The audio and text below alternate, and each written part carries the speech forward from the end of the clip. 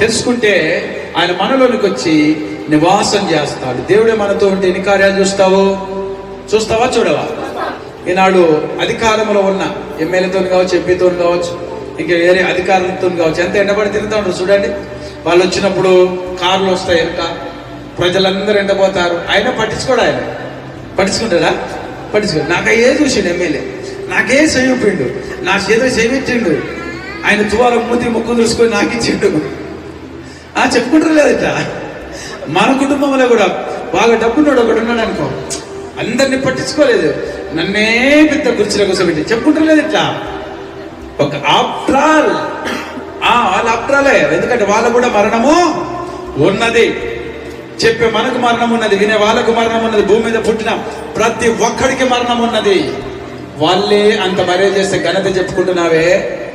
దేవుడు అంటా ఉన్నాడు, మీరు నాకు దేవాలయము, నేను మీలోనికి వచ్చి నివాసం చేస్తాను అంటా ఉన్నాడు. మరి ఈయనకెంత ఉండాలి రెస్పెక్ట్? కాబట్టి దేవుడు తన పాపాలన్నీ కూడా విడిచిపెట్టి ఆయన కోసం నువ్వు క్లీన్ గా నీ హృదయ తలంపులో ఉంటే, నీ దేహము ఉంటే, నీ దేహములోనికి దేవుడు వస్తాడు. కొరింథీ రాసిన పత్రిక ఇదే 5వ అధ్యాయము 15వ వచనం.